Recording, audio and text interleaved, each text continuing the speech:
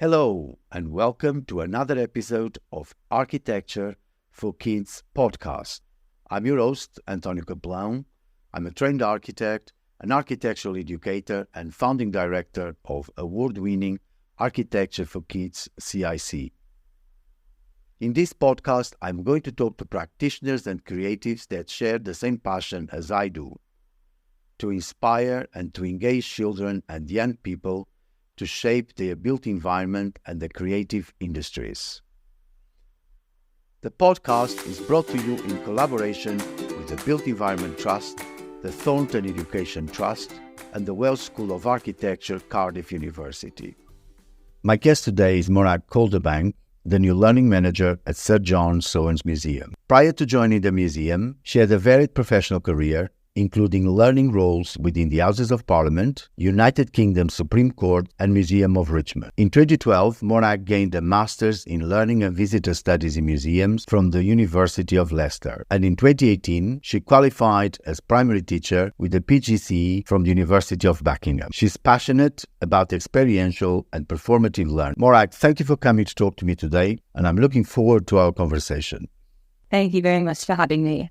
What subjects were you good at school, and what subjects did you excel at school if they were different? Yes, that is an interesting question. Having a little think about this, I think I really enjoyed history and drama. I was really better at drama than I was at history, but I was also quite good at English, so it was very humanities-based. I really loved history just because of the whole critical thinking aspect of it and just fascinated by how people lived in the past and how their lives were different, but also sometimes they had the same problems that we face today. Drama, I do really enjoy performing. I don't know if I was the best actress, but I've certainly gone on to use that in a way through various tour guiding roles when I was older. Probably those three humanities subjects I did quite well and I really enjoyed them. Did they influence your career paths that you chose? Yes, definitely, especially with history. I think even as a teenager, I was on the big bus as a tour guide across London. That was kind of my first taster in how you can explain history to a wide audience, and I really enjoyed it. And I always just find there's just so much new information you can get through history. There's so many topics to uncover, and every place that I've worked, I've found about new aspects of in history. For example, at the moment, I'm learning about the history of architecture, something I haven't sort of delved into much before. So it definitely has influenced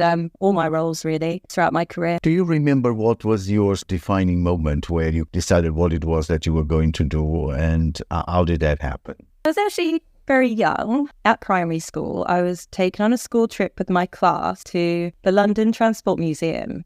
And there I saw a woman who took us around. She was the tour guide or the education facilitator at the time. And I just thought to myself, what an absolutely wonderful job. She was enjoying herself. She was explaining the history behind these vehicles in a really interesting way. She was engaging us through her body language and her use of questions, and I just couldn't believe this was somebody's job. And even from the age of 7, I thought to myself, that is really what I want to do. I want to work within the heritage sector and be explaining things to other people. Did you feel supported when you made those choices? Interestingly, when I was at university doing my undergraduate, which was American Studies at the University of Sussex, I did go along to a careers advisor and I explained, I think at the time I called myself, I wanted to be a museum education coordinator.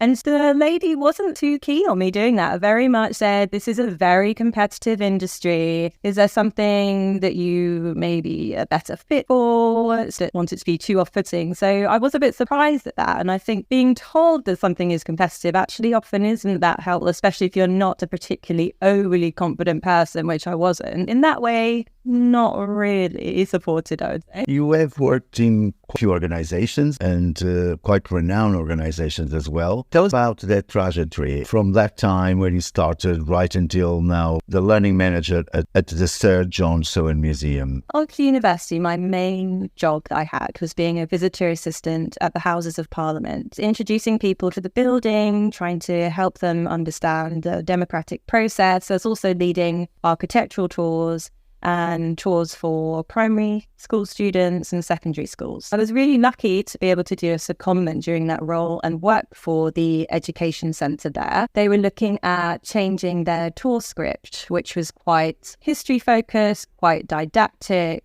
wasn't very inclusive or interactive. And I worked with a small team to really change that. And at the time, we were focusing on the citizenship curriculum, which really teaches young people about how to engage with the democratic process, be it learning how to protest, learning how to write appropriate letters to MPs. We made this really exciting tour where we were having these mini debates as we went all through the Houses of Parliament. We were going up to the House of Commons, watching the debates. We were coming down, having conversations about those. So it became a much more lively and interesting educational session for them. And because I enjoyed that so much, I looked up whether or not there was such a thing as doing a master's in learning in museums or heritage spaces.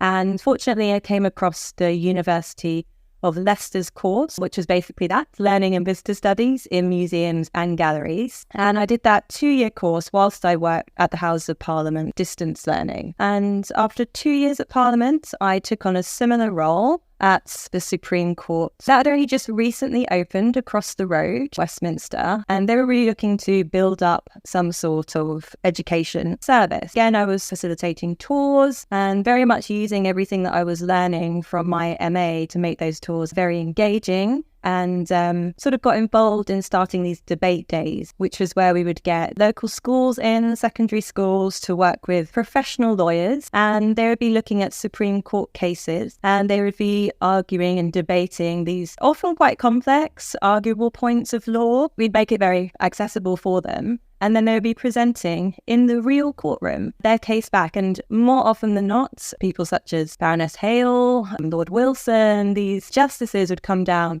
and they would watch the debate and they would offer feedback to these young people on how they performed, what they could do better. And we always got such positive feedback about this. And I feel it's so important for young people to understand the law a bit better and also just spark that inspiration that maybe this is something they could do that they might not have thought of before. So I really enjoyed my time there, and I worked at the Supreme Court for about 4.5 years. Following that, I worked at the Museum of Richmond, which is a local history museum. This is very much focused in learning sessions for the local history of the area with local schools. Again, this is a really interesting time. A lot of my role was focused on fundraising. So when I saw an opportunity to train to be a primary school teacher, because I was so passionate about learning at that time, I thought I would give that a go. And I did train to be a primary school teacher after about 2 years at the Museum of Richmond. It wasn't for me. And fortunately, there was a maternity cover at the Museum of Richmond, so I was able to apply for that. And I was back in the heritage world. And since then, I moved on to this role here, really.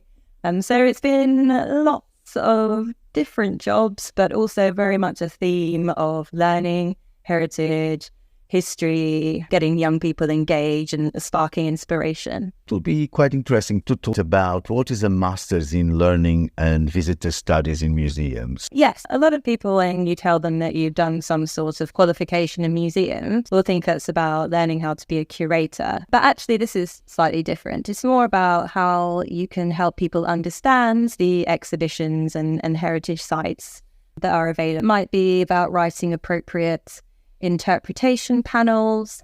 It might be devising learning sessions for English of speakers of other languages and how you would go about that. So looking about how learning sessions in museums do actually differ from classroom sessions. So although you might be following the national curriculum, you have these things called generic learning outcomes, which are much more sort of social based and much more about having an experience that's very memorable to you, and how can you get that and how can you evaluate it. So it's basically the structure of providing engagement in museums, and not so much about putting on the exhibition yourself. It's everything that comes after that or with that, in a way about making it accessible. You are here at the Sir John Soane's Museum since June, I think. Tell us a little bit about the role entails. What programs do you have, and what is your vision for this new role? Joined the museum in mid-June of this year. The position is learning manager. My role day to day is about coordinating the learning sessions that happen at the museum, and these are a variety of them.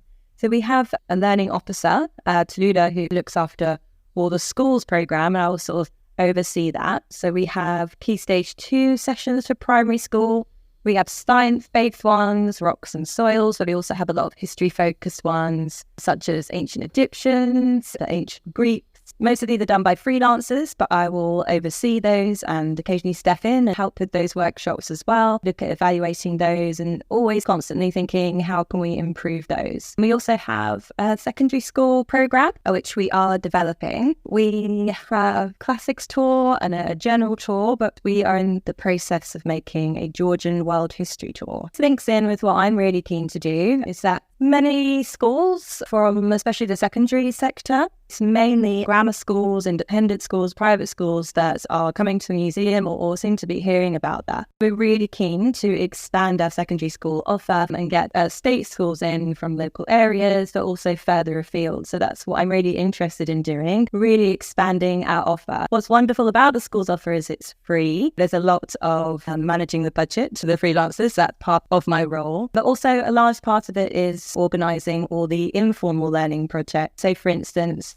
we run a series of family workshops. Some of those are free. So we've got one coming up on beastly board games. We're going to look at different creatures within the museum and come up with characters to make our own snakes and ladders. We had some over the summer where we made our dream houses out of Lego, and we were able to use the beautiful Lincoln's Fields just opposite for that for our summer workshop. And we also do more formal workshops, which would be 4 hours here working with a freelancer. We've got one coming up on the Gleaming Georgians. Coming up with those ideas, either I'm running them myself or I'm booking in freelancers to do that for the informal learning side. We also have this amazing set of architectural clubs. There's Building Explorers, which is an after-school club for 3 local primary schools, which is just wonderful. It runs all year. It has 20 children who sign up and they get these 30 sessions of just wonderful content from an artist and facilitator, like all different subjects. They were looking at Stonehenge last week. They've done trips out to Dr. Johnson's house and museum. They've obviously got our museum to use as well. That club runs very well. We've also got 3 others, which is the Architectural Drawing course, the Young Architects Club and the New Architects Club. They will all be starting quite soon and they're for various age groups. And again, they take certain themes about architecture in particular for these clubs. And they run with that for a duration of usually 6 to 9 weeks. The New Architects Club, which is for 11 to 14-year-olds, for instance, are doing a London project as their theme. Each week they'll take a different theme, maybe architecture in London, and they will discuss that. They might go out and do some sketching of different buildings. They're going to have a week on protest. They're going to look at all of the fonts that's used and the design of protest banners. And eventually they'll be doing a 3-week project where they're going to design and construct out of paper a certain, probably like a dream house or a dream building of their own based on zones, but also to show the aspects of London. Organising those clubs is administrative from my side mainly. I'm there as an assistant during the clubs to kind of help and engage the students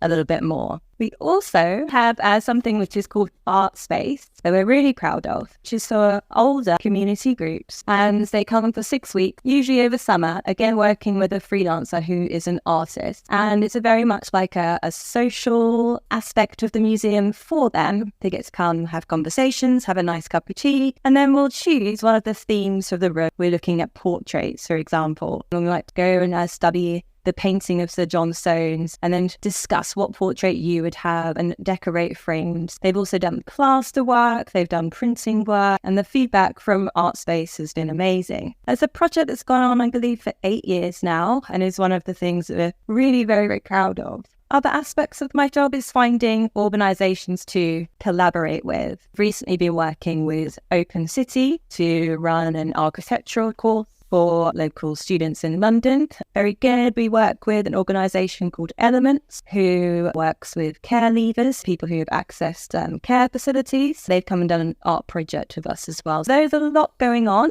We're always looking to do new projects. We're looking for new community groups that we haven't worked with before. I was just speaking today about how we would like to do a similar art space content with people who have mental health problems or who have access mental health services, looking to provide the best offer that we can so that people from all walks of life can find out about Sir John Soane's life, his house, the art, the collections, but also get a little bit of inspiration to think about architecture in a different way, which I think anybody who comes to museum museum does anyway. Talk about these local 3 schools that you work with. Who can apply? After School Club for Building Explorers is actually an offer that's only available to our 3 local primary schools. And the reason for that is that we can walk to those schools and we can pick up the children there and bring them back. Fortunately, it's not something that we can offer to a wider audience. However, our Young Architects Club and our New Architects Club and our Architectural Drawing Club is very much open to everybody,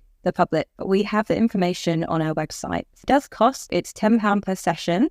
We have a limited number of bursaries, which we are able to offer, and we're hoping each year this will be increased. I know for the New Architects Club, I think 1/3 of them are supported by bursary. That's something that we feel is important. But yeah, it's very much open to anyone. There's still space actually on the Young Architects Club, which is from ages 7 to 11. If you fancy it, then check out the website. I'm just looking at the drawing in front of us, and I was thinking, when these kids experience the museum for the first time, what is their impression and what is the impact that this building has on them?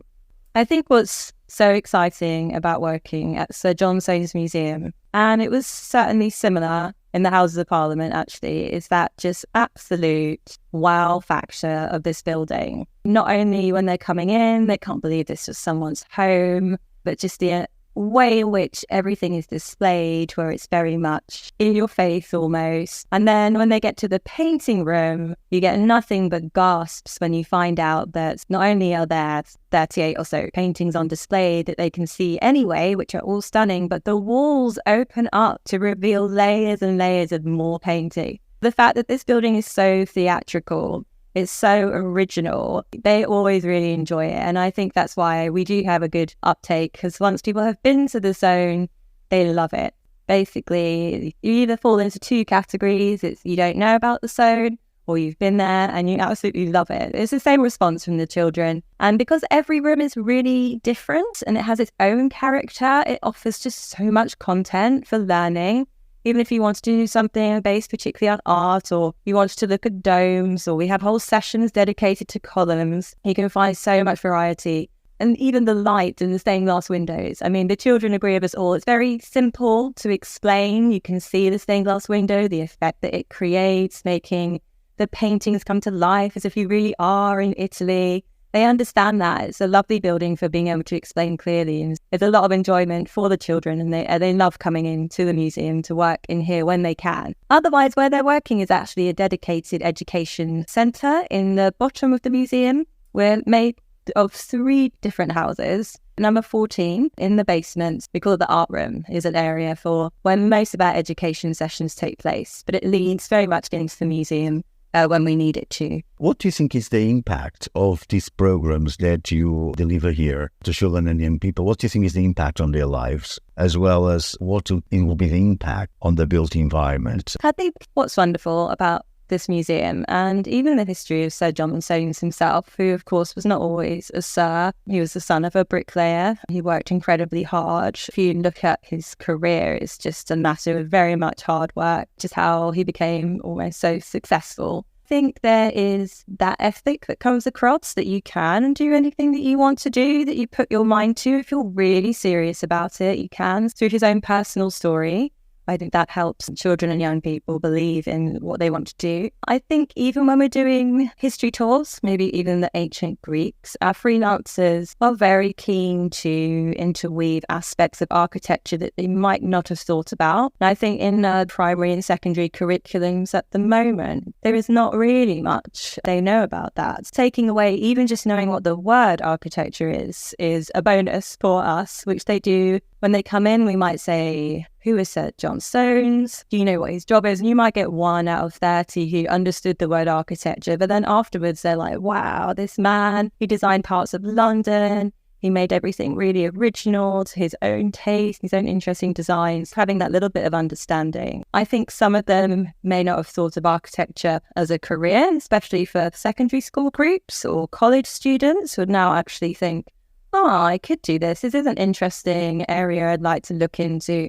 even if it's things like understanding a bit more about interior design that they might not have thought of before. For me, if people come away just looking at buildings differently, that's what I absolutely love. Just getting children and young people to look up, and for everybody, not even just for children and young people, and see the architecture around us, see the stories that all these buildings are looking at, so they can just see things a little bit differently. I think that helps as well. The feedback we get is always really positive from school groups, and we have a lot of people. We were just discussing today about students who have been on tours really wanting to come here and do work experience. We have a really good volunteer scheme, so once they're 18, we have a lot of young people who came on a school trip and now they want to volunteer here at the museum. And unusually for many other heritage buildings, sometimes volunteers come and go, but here people stay for years as volunteers. And the same for our visitor assistants as well. There's a real sort of interest that carries on. And those things would be the impact. And these volunteers and assistants to the workshops, who are these people in the sense of what is their background, what are their interests, and what is their interest in being part of this? For our schools workshop, we have around 10, call them learning freelancers, who come and lead some of our projects, lead some of the school sessions for us. And they come from a variety of different backgrounds. Some of them have been teachers themselves. We have a couple who spent time as secondary school teachers, but most of them have got careers where they were artists and they do this on the side. Some of them are, in fact, architects. The person, Wilson, who is leading a new architects club, he is an architect as well. So they come from all different backgrounds, which is also really great because it adds that different knowledge set. For our school sessions, we have 3 freelancers usually. So if you have an artist, an architect and a teacher, you can imagine that the quality of the session is quite exceptional. Usually because of the schedule, they will work in other buildings as well. We have people who work at the British Museum, who work at the Wallace Collection, who also come and work here as well. So real varied backgrounds, but a lot of them actually are professional in terms of being artists and architects as well, which I think is really beneficial for the role. Going back to the programs you offer here, you talked about you are planning on developing a program for the children and people with disabilities. How far is that and what does that look like? Are you feel that far already? Probably not as far as I would like to be on that. However, we do offer tailored bespoke learning sessions for children with special educational needs and disabilities. We might offer a unique tour for them with specialist freelancers who also worked in that environment before. It's just sort of tailoring a session to make it maybe more hands-on, making the language different and more accessible in that way. But what I'd like to do is a little bit like what we do with our art space project for older people, which is where it's like a social environment. The museum is closed on Tuesdays, usually for conservation purposes, but we do have the opportunity to use the space and it's much more quiet because it's not open to the public. Engage a group in that way is my plan, to use the museum space for inspiration and then do some sort of facilitated art therapy, basically, is what I would like to do. But it's very much just in the planning process at the moment, but it's something we hope to move forward with. You also have different nights or night evening events, I think, for young people. What are they about and regular are they? We're very lucky at this museum to have something called a youth panel, which I believe some other museums have. I think the Tate has a youth panel as well. Every 2 weeks, we have a group of 15 to 24-year-olds who come and meet and discuss ways in which they would like to see learning sessions progress at the museum, but also come up with ideas for events, come up with ideas even for temporary exhibitions as well. Just generally feedback to us what young people are thinking, what their interests are, which is really beneficial for us. The youth panel is based on what's called a co-production model. I would be the learning expert, but we have curators and the drawing curators, for instance, involved in sessions. They can discuss and be the experts, but really the sessions are sort of led by them in a way. They make their own rules about how the sessions are going to go. As part of that, the museum holds once a month, I think, on a Friday at the end of the month, we have Soane late. And these are ticketed events where the Soane is open after hours. And usually it has maybe some performance aspects, or it's just a time for you to come and see the museum at a different time. It will have a bar. It's just kind of a bit more exciting doing it after dark. But the youth panel are having their own late event and they are planning it currently. They run one before, but then because of COVID, they didn't have a second one after that. I think they might have had a virtual one. I believe this is maybe the second or third one they're doing. Tickets to be £10 for people under 18.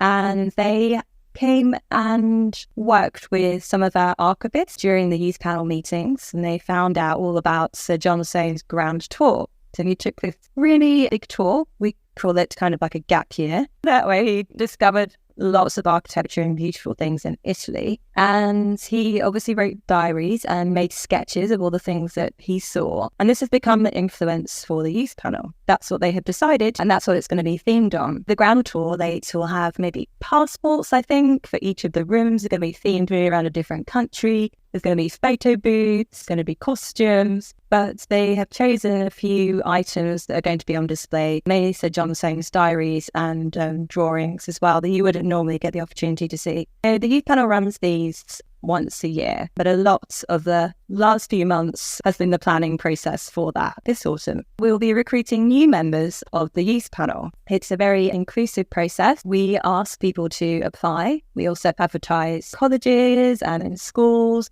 and youth groups in the local areas and careers advisors where we can. And you can apply for the role and you'll be asked to deliver a 1-minute presentation on an object of your choice, and it can be any object. And we interview everybody who applies, so please feel free to apply. The interview isn't scary, it's just really why you would like to be part of the youth panel, but also what we can offer you. We're not actually looking for people who've got loads and loads of experience of working in museums. We don't want really someone who's running a debate society at school. We want people who this can really, really help and benefit them. Maybe they're interested in marketing when they're older, communications, could be heritage, could be arts, could be architecture. And there's lots of reasons to get involved. Obviously free. Please do feel free to apply or let people know. Again, the details of the youth panel are on our website. One last question. Is that a question I should have asked you and I haven't asked you? And what is that question? The one question you should have asked me is about a famous character within Sir John Soane's museum who is not a human. Do you want to ask me about Fanny the dog? Yes, please. So something that everybody loves to talk about is the little dog that belonged to Sir John Soane's wife, Eliza, called Fanny. And she was beloved by the Soane family, and Eliza used to take her on trips across the country with her on holiday. And when she used to write letters, she used to put Fanny the dog paw in the ink and then sign it off on the letters back to Sir John Soane. Sadly, Eliza passed away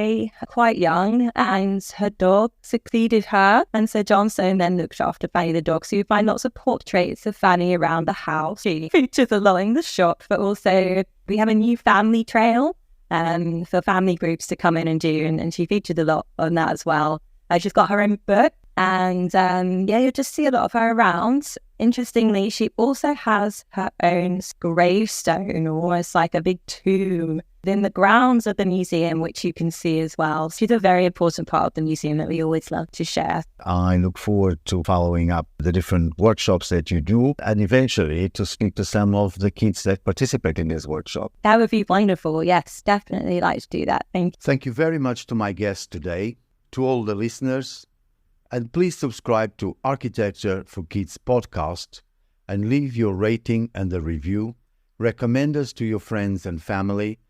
And to find out more about it, visit our websites, antoniocaplan-portfolio.co.uk, buildingcentre.co.uk, thorntoneducationtrust.org, cardiff.ac.uk, and follow us on Instagram, Arch for Kids CIC, Twitter, @Kaplan, LinkedIn, @Kaplan, CAPELAO. And please join me again next week for another episode of Architecture for Kids podcast, brought to you in collaboration with the Built Environment Trust, the Thornton Education Trust, and the Welsh School of Architecture, Cardiff University.